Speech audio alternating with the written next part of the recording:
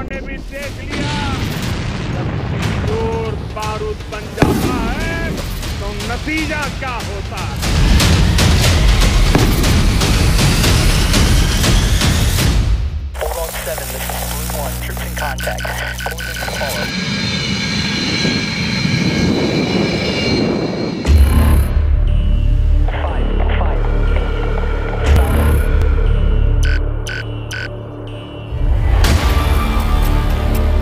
રાત્રે 2:30 વાગે 10 મે 2025 ઇસ્લામાબાદમાં પાકિસ્તાનના પ્રધાનમંત્રી શાહબાઝ શરીફના ઘરની શાંતિને એક ફોન કોલે તોડી. લાઇન પર પાકિસ્તાની આર્મી ચીફ આસિમ મુનિર છે. તેના અવાજમાં ભય અને બેચેની છે. જનાબ, ચકલાલા પર હુમલો થયો છે.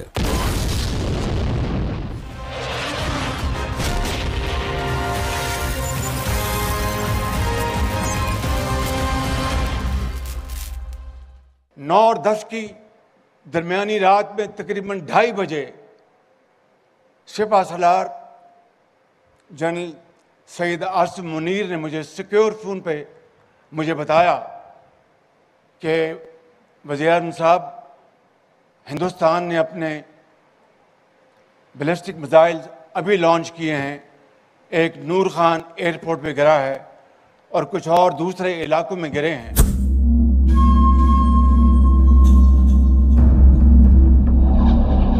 નૂર ખાન એરબેઝ પાકિસ્તાનનું સૌથી જૂનું અને સૌથી મહત્વનું એરબેઝ સળગી રહ્યું હતું.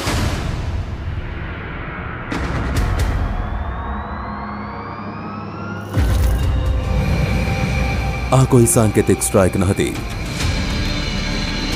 પણ એક સટીક અને ઘાતક હુમલો હતો. ભારતે એ કરી બતાવ્યું જે પહેલા કોઈએ વિચાર્યું પણ નહોતું. તમે જાણો છો, 22 એપ્રિલે પહેલગામમાં થયેલા અત્યાચાર પછી તે બનવા જઈ રહ્યું હતું. મને લાગે છે કે બીજા બધા જેવું જ હું જાણતો હતો કે ભારત તરફથી કોઈ પ્રતિક્રિયા આવશે. નૂરખાન પર હુમલો સ્વાભાવિક હતો અને બીજું હતું સરગોદા, જ્યારે બીજા ટેક્ટિકલ ઓપરેશનલ બેઝ હતા. પરંતુ રાવલપિંડીની નજીકની દ્રષ્ટિએ આ બંને વ્યૂહાત્મક સ્થળ હતા. અને સંખ્યાની દ્રષ્ટિએ, ભૌગોલિક દ્રષ્ટિએ અને વ્યૂહાત્મક દ્રષ્ટિએ પાકિસ્તાનમાં આટલી ચોકસાઈથી હુમલો કરાયો છે તે ગેમ ચેન્જર હતા. નૂર ખાન એરબેઝ પાકિસ્તાનના વીઆઈપી ટ્રાન્સપોર્ટ વિમાન, ગુપ્ત સંપત્તિ અને ખાસ એર યુનિટ્સનો અડ્ડો. દાયકાઓ સુધી આ જગ્યા પરમાણુ કેન્દ્રની આડમાં સુરક્ષિત હતી. પરંતુ ઓપરેશન સિંદૂરે આ વિચારને સંપૂર્ણ બદલી નાખ્યો. જે આતંકીઓના અડ્ડા પર હુમલાથી શરૂ થયેલી કાર્યવાહી રાવલપિંડી માટે પણ આકરો સંદેશ હતો. અમે વર્ષોથી ન્યૂઝ એન્કરિંગ કરી રહ્યા છે. પહેલા પણ યુદ્ધ અને તણાવ કવર કરી ચૂક્યા છે. જો કે અમે પહેલા ક્યારેય આવું નથી જોયું. જેવી રીતે ન્યુક્લિયર પોલિસીને નવી રીતે લખવામાં આવી રહી હતી. એક દેશને જે આતંકવાદને પોષે છે તેને છાતી ઠોકીને ચેતવણી અપાઈ રહી હતી. અમે ઇતિહાસને અમારી આંખોની સામે રચાતા જોઈ રહ્યા હતા. તેણે સમગ્ર દુનિયાને ચોંકાવી દીધી. હવે દુનિયાએ એ સમજવું પડશે કે આતંકવાદની કોઈ પણ ઘટના યુદ્ધ માનવામાં આવશે અને તેનો કડક જવાબ આપવામાં આવશે. હવે આ જ નવો નિયમ છે અને પશ્ચિમને આ જોવાની જરૂર હતી, કેમ કે તેઓ તેમને સશસ્ત્ર બનાવે છે અને હવે ચાઇના તેમને સશસ્ત્ર બનાવે છે. એટલે વિશ્વને નોંધવાની જરૂર છે. જો તેઓ આતંકવાદ મુદ્દે ગંભીર હોય તો તેમને આતંકના એપી સેન્ટર અંગે નોંધવાની જરૂર છે અને કડક પગલાં લેવાની જરૂર છે. દુનિયાની સૌથી શક્તિશાળી સેના પણ 11 અલગ અલગ ભૌગોલિક વિસ્તારમાં હુમલા કરે છે અને તેઓ સફળ થાય છે. તેવું પહેલા ક્યારેય નથી બન્યું. 9 મેની રાત જેમ જેમ પસાર થઈ રહી હતી, 10 મેની સવાર કંઈક એવું લઈને આવી જેની પાકિસ્તાનમાં સેનાની રણનીતિ ઘડનારાઓએ કલ્પના પણ નહોતી કરી.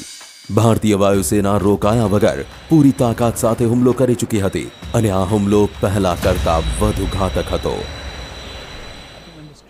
મને લાગે છે કે એક જ સમયે 11 એરફિલ્ડ પર હુમલાએ તેનું આખું મિલિટરી સ્ટ્રક્ચર જ ભાંગી નાખ્યું. તેઓએ તેમની પૂરતી કોશિશ કરી, નુકસાન ન થયું તે તેનો પુરાવો છે કે આપણી એર ડિફેન્સ કેટલી મજબૂત છે અને આપણી કેવી ડિફેન્સની ક્ષમતા છે. પહેલી સ્ટ્રાઇકે નૂર ખાન એરબેઝને નિશાન બનાવ્યો. વાત અહીં પૂરી નથી થઈ. થોડા જ કલાકોમાં મહત્વના સૈન્ય મથકને એક એક કરી ફરી ટાર્ગેટ બનાવાયા. મુરીદ, રફીકી, સરગોદા એવા એરબેઝ જેણે 1971 બાદ ક્યારેય યુદ્ધ નહોતું જોયું અને તાબડતોડ સટીક બોમ્બ મારાનો નિશાન બની રહ્યા હતા. સમય સાથે કહ્યા વગરનો કરાર થયો હતો કે આ એરબેઝને અડીશું નહીં, પરંતુ હવે કરાર ધૂળમાં ભળી ગયો. News is coming in thick and fast. Pakistan-occupied Kashmir as well as inside Pakistan have been struck. 9 different locations have been targeted by the Indian Army. 3, 4, 5, 6, 7, 8, 9. Each of the scalp and hammer bombs locked in on their unsuspecting quarry. We have targeted the length and breadth of the adversary.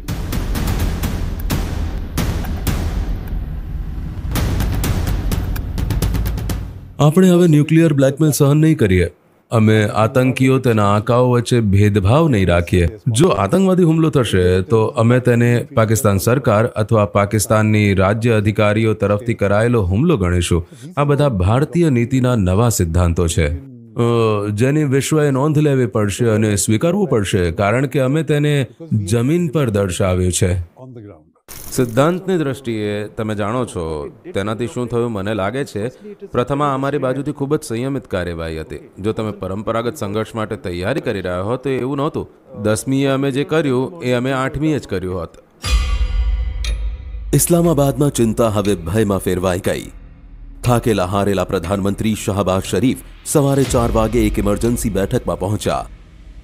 એક બાદ એક reports આવતા ગયા. પાકિસ્તાનના એરબેઝને સતત target બનાવવામાં આવી રહ્યા છે. અંદાજે ડઝન જેટલા અડ્ડાઓ પર આયોજનબદ્ધ હુમલા થયા.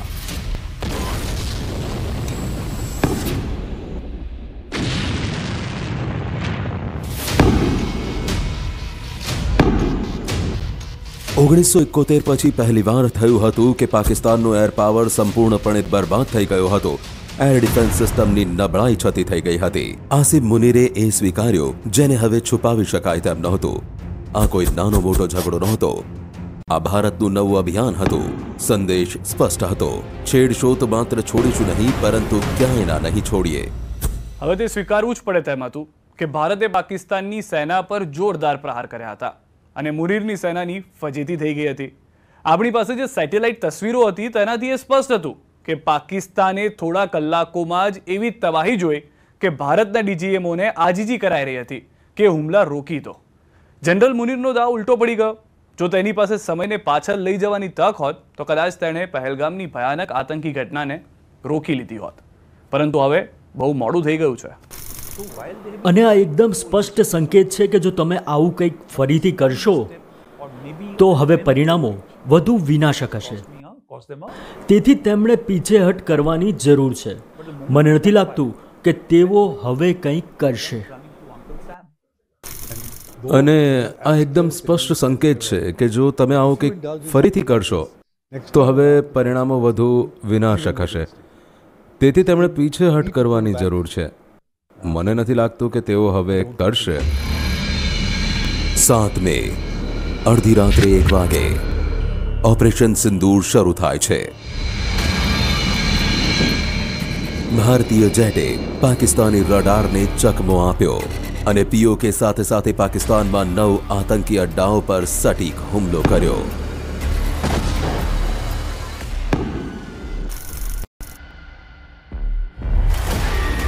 બહાવલપુર, મુરીદકે, મુઝફ્ફરાબાદ, ભિંબર, ગુલપુર, સિયાલકોટ, ચાકામરો, કોટલી અને બાગ.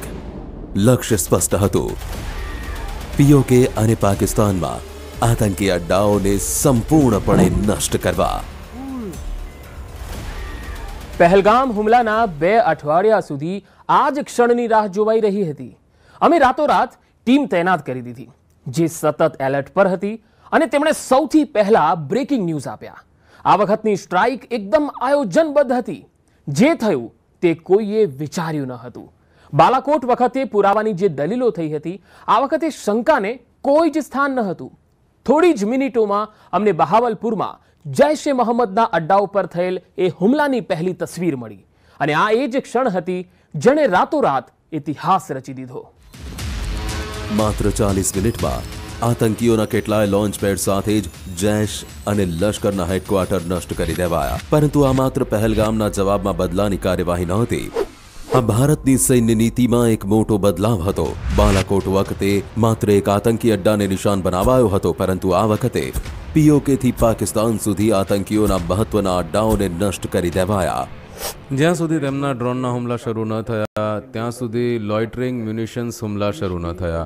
શરૂઆતમાં ખૂબ જ સંયમિત પ્રતિક્રિયા આપવામાં આવી હતી, ફક્ત સરહદની નજીક રડાર પર હુમલો કરવાના સ્વરૂપમાં. જ્યારે બીજી રાત્રે વધુ હુમલા કરાયા ત્યારે કેટલીક રડાર પર હુમલો કરવામાં આવ્યો. જ્યારે અમારા એરફિલ્ડ્સને નિશાન બનાવવાનો પ્રયાસ થયો ત્યારે જ આ કરવામાં આવ્યો. જુઓ કેવો સંયમ રાખવામાં આવ્યો હતો. લોકો જે સમજતા નથી તે છે એસ્કેલેશન નિયંત્રણ. આ પ્રાપ્ત કરવું અશક્ય જેવું છે. આ એસ્કેલેશન નિયંત્રણ જે દેશના રાજકીય સૈન્ય સ્થાપનાઓએ હાંસલ કર્યું છે, તે એવું કંઈક છે જેનાથી હું પણ આશ્ચર્યચકિત છું. અને આટલી વખત વોર ગેમ જોયા પછી પણ ભારતની રણનીતિ અને સૈન્ય શક્તિ હવે વિશ્વ સામે ખુલીને સામે આવી ગઈ. ઓપરેશન સિંદૂરને એક નવું રૂપ મળ્યું જ્યારે પત્રકાર પરિષદમાં 3 નામ સામે આવ્યા: colonel Sofiya Qureshi, wing commander Vyomika Singh અને વિદેશ સચિવ વિક્રમ મિસ્રી. ભારતે દુનિયાને કહ્યું, અમે પાકિસ્તાનમાં આતંકની છાતી પર હુમલો કર્યો છે. પુરાવા દુનિયા સામે છે. ऑपरेशन सिंदूर 22 अप्रैल को पहलगाम में हुए विभत्स आतंकवादी हमले के शिकार मासूम नागरिकों व उनके परिवारों को न्याय देने के लिए लॉन्च किया गया था. इस कार्रवाई में 9 टेररिस्ट कैंप्स को टारगेट किया गया और पूरी तरह से इसे बर्बाद किया गया. 22 એપ્રિલ 2025 પહેલગામ, જે પોતાની સુંદરતા માટે જાણીતું છે,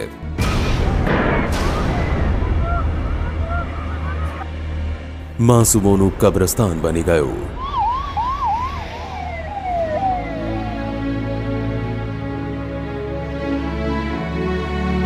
છવ્વીસ ભારતીયોને બેરહેમીથી મારી નખાયા. તેને માત્ર ભારતીય હોવા માટે નહીં, પરંતુ તેમના ધર્મ માટે નિશાન બનાવાયા.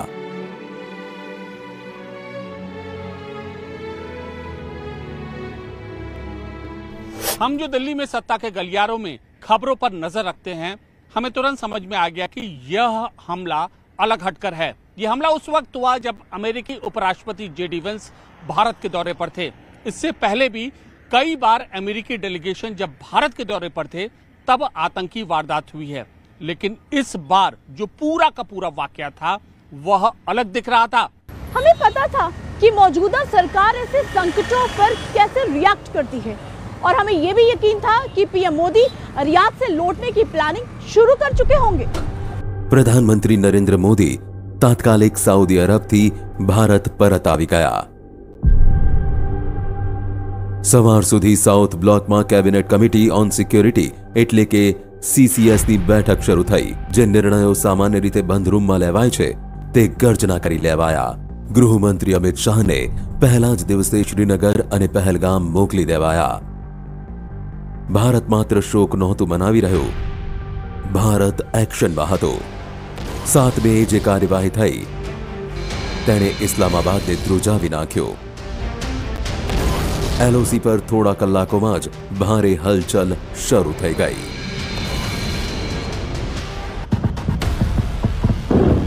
One such house in Uri where you can see the window has come out, the glass panels are shattered. But look at this. Shrapnels from the artillery shell landed here and then caused all of this destruction of this house. This entire structure here has completely gotten demolished because of the massive ceasefire violation. 8 many મોડી સાંજે પાકિસ્તાને જવાબી કાર્યવાહીમાં drone અને missile હુમલાની કોશિશ કરી. નિશાને હતા ભારતના 14 સૈન્ય મથક, પરંતુ દરેક હુમલાને ભારતીય ડિફેન્સ સિસ્ટમે નિષ્ફળ બનાવ્યા. ઇન્ટિગ્રેટેડ ડિફેન્સ ગ્રીડ અને S-400 સિસ્ટમે બહુ જ સટીક કાઉન્ટર અટેકથી પાકિસ્તાનના દરેક હુમલાને હવામાં જ નેસ્ત નાબૂદ કર્યા. ત્રણેય સેનાના પ્રમુખ એક સ્પેશિયલ કંટ્રોલ રૂમમાંથી આ સમગ્ર ડિફેન્સ ઓપરેશનને લીડ કરી રહ્યા હતા.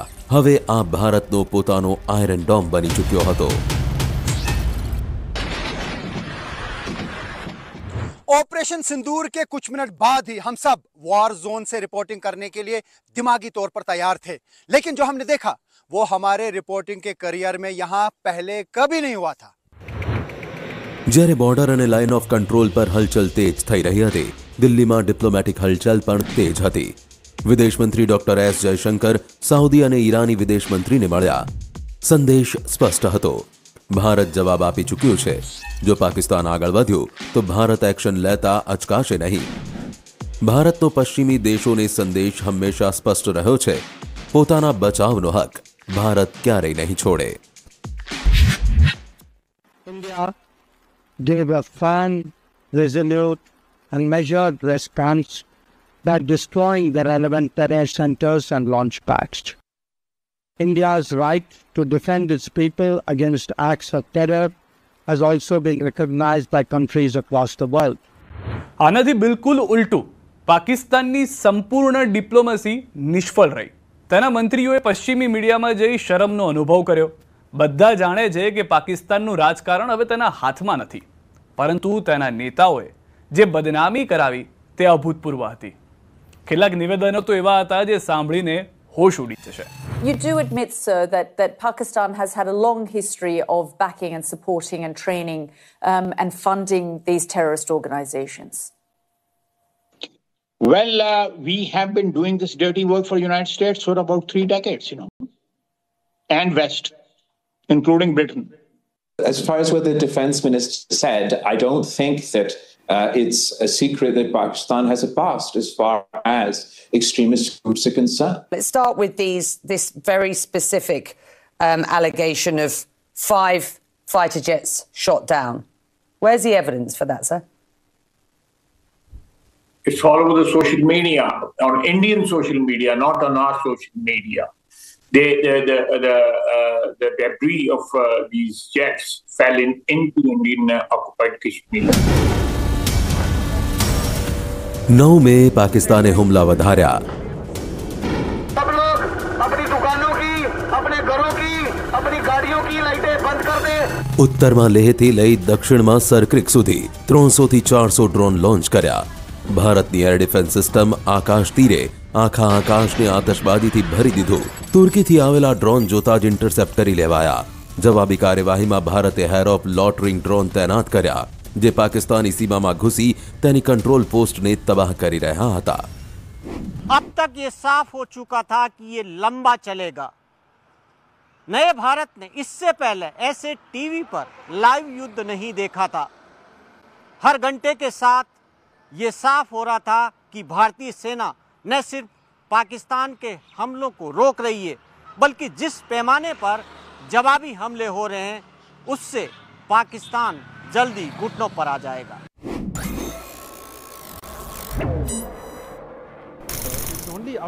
આ સ્ટ્રાઇક પછી જ તેમના 9 લક્ષ્યો પર સીધો હુમલો કરીને આક્રમક કાર્યવાહી કરવામાં આવી. તમે જાણો છો, સરગોદા, ચકલાલા, જેકોબાબાદ સહિતના તમામ મહત્વના લક્ષ્યો ફક્ત તેમના હવાઈ સંરક્ષણ કેન્દ્રો જ નહીં, પરંતુ જમીન પર તેમની ઉચ્ચ મૂલ્યની સંપત્તિઓ, હેંગર, F-16 શેલ્ટર્સ અને તેમની રનવેની લોન્ચની ક્ષમતાને પણ નિશાન બનાવવામાં આવી. 10 મે સવારે 3 વાગે હવે કોઈ અડચણ નહોતી. ભારતીય વાયુસેનાના ફાઇટર જેટ્સે પાકિસ્તાનના વધુ એરબેઝ મુરીતકે, રફીકી અને સરગોદા પર હુમલો કર્યો. રાવલપિંડી હવે સંપૂર્ણ નષ્ટ થઈ ચૂક્યું હતું. દાયકાઓમાં પહેલીવાર પાકિસ્તાનના મહત્વના એરબેઝ આવું જોખમ અનુભવી રહ્યા હતા. પાકિસ્તાની સેનામાં ડર પ્રસરી ગયો હતો. breaking news. India has now struck Pakistan in Operation Sindoor. Each of the scalp and hammer bombs locked in on their unsuspecting quarry. Within seconds of the strike, Markaz Subhanallah, Bahawalpur, JEM, that's named number 1 and starred. So these are the stars.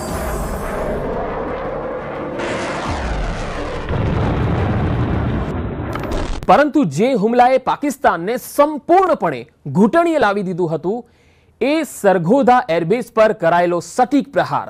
સરગોધાનું location Keran hills પાસે છે, જેને પાકિસ્તાનનો nuclear weapon storage zone માનવામાં આવે છે. જેવો હુમલો થયો, પાકિસ્તાનની મિસ ઇન્ફોર્મેશન મશીન ચાલુ થઈ ગયું.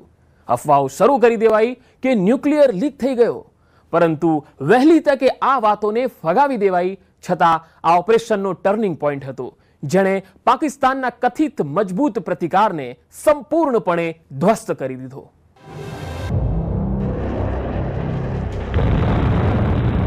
બીજી વસ્તુ જે થઈ તે છે તેના પર ધ્યાન આપો. તમારી પાસે ચીની સ્તર હતું જે નિરીક્ષણ કરી રહ્યું હતું. તમારી પાસે તમામ સેટેલાઇટ તસવીર હતી. દુશ્મનને માહિતી આપતી અનેક પ્રતિક્રિયા પ્રણાલીઓ હતી. મને લાગે છે કે આકલનમાં એવું હતું કે અમેરિકન સંપત્તિઓની પણ ચોક્કસ માત્રામાં હાજરી હતી.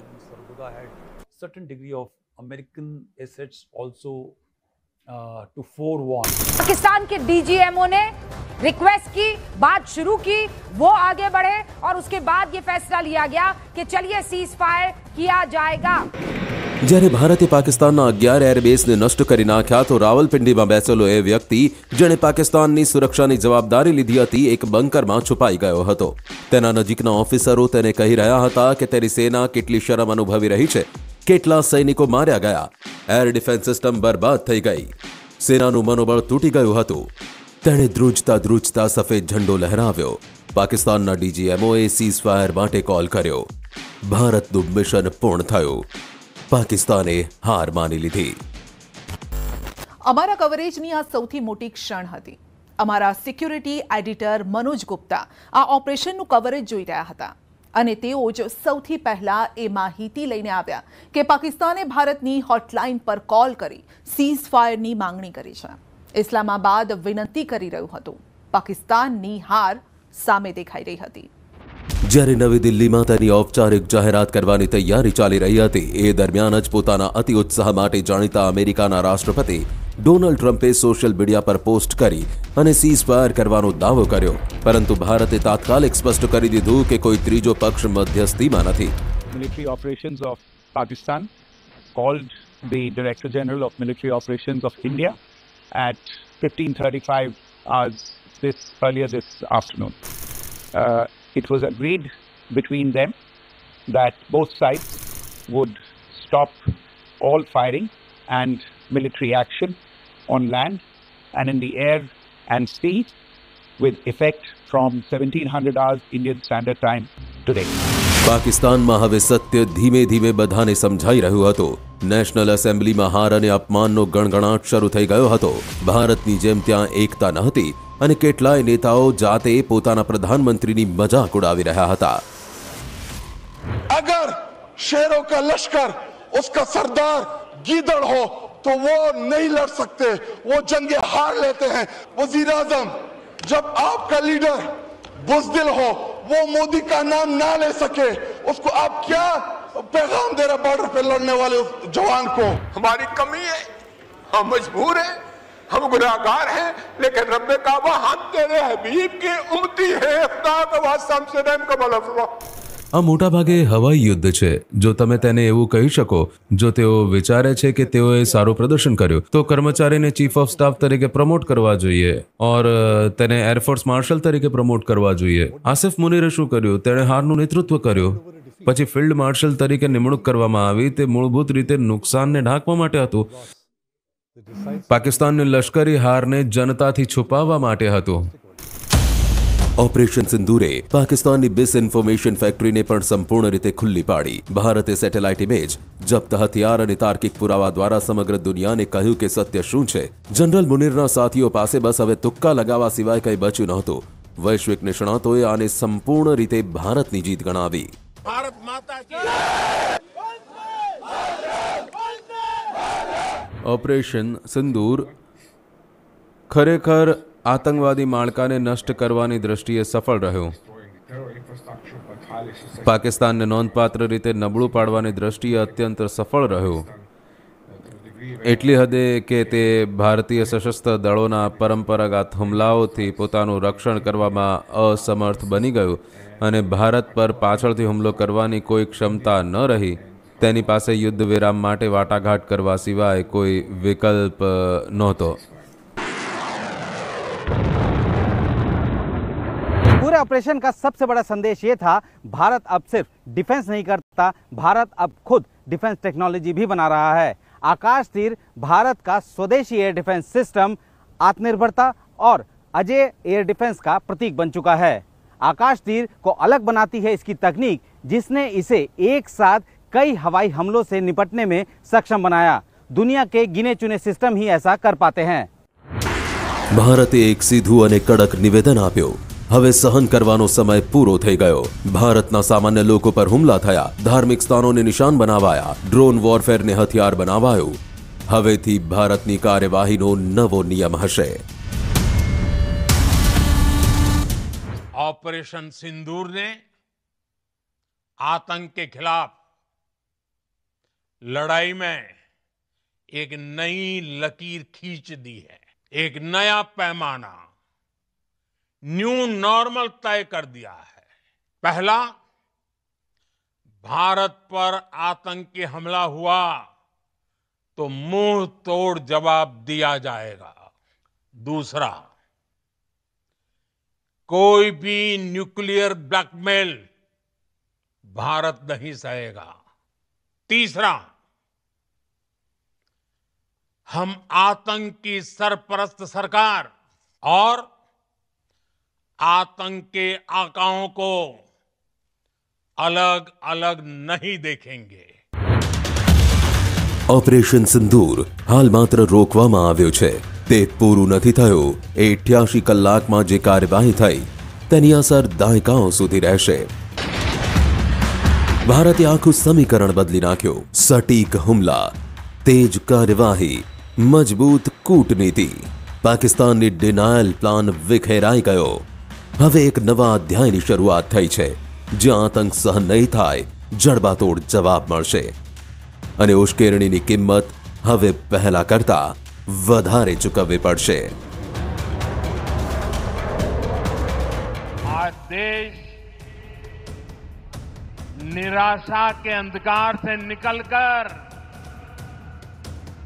विश्वास के उजाले में तिरंगा फहरा रहा है.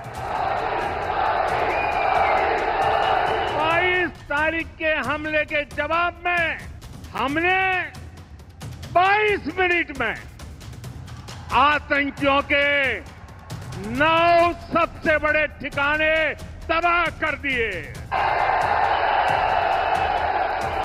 दुनिया ने और देश के दुश्मनों ने भी देख लिया, जब सिंदूर बारूद बन जाता है तो नतीजा क्या होता है.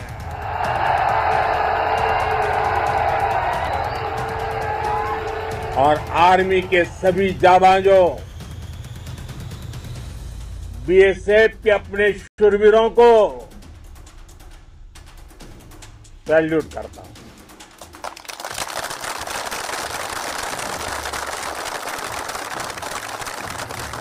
आपके पराक्रम की वजह से आज ऑपरेशन सिंदूर की गूंज हर कोने में सुनाई दे रही है. 10 મે 2025 સાંજે 5 કલાકે સીઝફાયરનું એલાન. ભારતની નવી સૈન્ય નીતિ લાગુ. હવેથી દરેક આતંકી હુમલો યુદ્ધનું એલાન માનવામાં આવશે.